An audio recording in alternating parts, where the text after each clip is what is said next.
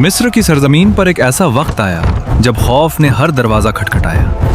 फिरौन तख्त पर बैठा खुद को रब कहलवाता था और बनी इसराइल उसके जुल्म तले करा रहे थे। एक ख्वाब ने उसके दिल में दहशत बिठा दी थी कि बनी इसराइल में एक बच्चा पैदा होगा जो उसकी सल्तनत को ख़त्म कर देगा। इसी खौफ में उसने हुक्म दे दिया कि हर नौज़ायदा लड़का कत्ल कर दिया जाए। गलियों में सिपाहियों के कदम गूंजने लगे और घरों में माँओं की सांसें अटक गईं। इसी अंधेरे में एक घर रोशन हुआ। एक माँ ने बच्चे को जन्म दिया। ये मूसा थे।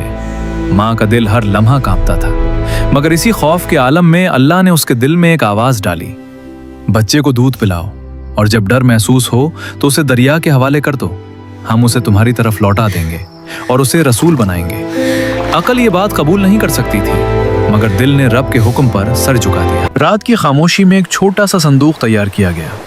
माँ ने अपने बच्चे को सीने से लगाया। आंसू बहे मगर हाथ मजबूत रहे। उसने मूसा को दरिया के हवाले कर दिया। ये जुदाई नहीं थी, ये यकीन की सबसे बड़ी आजमाइश थी। वही दरिया संदूक को बहाकर फिरौन के महल तक ले आया। फिरौन की बीवी आसिया की नज़र पड़ी तो दिल पसेज गया।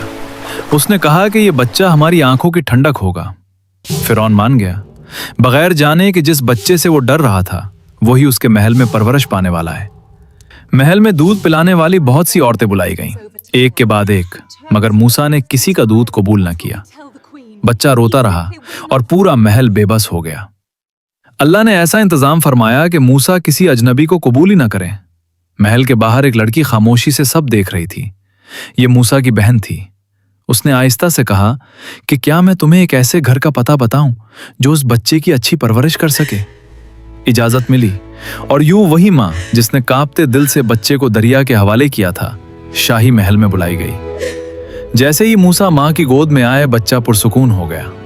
ये दूध नहीं था, ये माँ की दुआ थी। माँ भी मिल गई, बच्चा भी महफूज रहा और अल्लाह का वादा पूरा हो गया।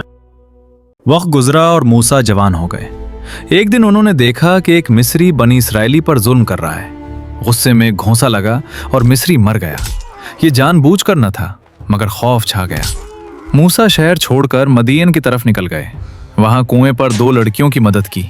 एक नेक बुजुर्ग ने पनाह दी, बेटी का रिश्ता दिया और मूसा चरवाहे की सादा जिंदगी गुजारने लगे। ये खामोश दिन अल्लाह की तरफ से एक तैयारी थे। वापसी के सफर में एक सर्द रात थी। सहरा खामोश था, रास्ता गुम हो चुका था और सर्दी बढ़ रही थी। अचानक दूर पहाड़ की समत एक रोशनी नजर आई, ना जलाने वाली बल्कि बुलाने वाली। मूसा ने अपने घरवालों से कहा कि तुम यहीं ठहरो, मैं इस आग से कुछ खबर ले आऊं। वो कोहे तौर की तरफ बढ़े तो एक अजीम आवाज गूंजी, ए मूसा। दिल लरस गया। फिर फरमाया गया कि मैं ही तुम्हारा रब हूं। अपने जूते उतार दो, तुम वादी मुकद्दस तवा में हो। हुक्म हुआ कि अपना असा जमीन पर डाल दो। असा जिंदा सांप बन गया और मूसा पीछे हट गए। फिर फरमाया गया कि डरो नहीं और अपना हाथ बगल में डालो। हाथ निकाला तो वो नूर से चमक रहा था। इसी लम्हे मूसा को नबूवत अता हुई। मूसा हक लेकर फिरौन के दरबार में खड़े हुए। फिरौन गरूर में डूबा हुआ था। जादूगर बुलाए गए, रस्सियां फेंकी गईं और आंखों पर जादू छा गया। मगर जब मूसा ने असा डाला तो वो सब कुछ निकल गया। जादूगर एक दूसरे को देखकर सजदे में गिर गए और पुकार उठे कि हम मूसा के रब पर ईमान लाए। हक बिल्कुल वाज़े हो चुका था, मगर फिरौन अपनी अकड़ से ना हटा। आखिर वो रात आ गई जब मूसा बनी इसराइल को लेकर निकले।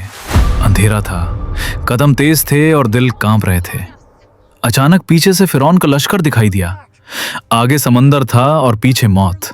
लोग घबरा गए और कहने लगे कि हम तो पकड़े गए। मूसा ने पूरे यकीन से कहा, हरगिज नहीं, मेरा रब मेरे साथ है। फिर असा जमीन पर पड़ा। समंदर दो हिस्सों में बंट गया और दरमियान में खुश्क रास्ता बन गया। बनी इसराइल गुजर गए। फिरौन गुरूर में पीछे आया, मगर पानी पलट आया और वो अपनी फौज समेत खरक हो गया। ये कहानी हमें सिखाती है कि जब माँ अल्लाह पर भरोसा करे तो दरिया भी अमानत लौटा देता है। जब अल्लाह वादा करे तो दुश्मन का महल भी महफूज पनाहगाह बन जाता है। और जब हक आता है तो बातिल चाहे कितना ही ताकतवर हो, मिट जाता है। ये सिर्फ मूसा की कहानी नहीं, ये हर उस दिल की कहानी है जो मुश्किल में भी अपने रब पर यकीन रखता है।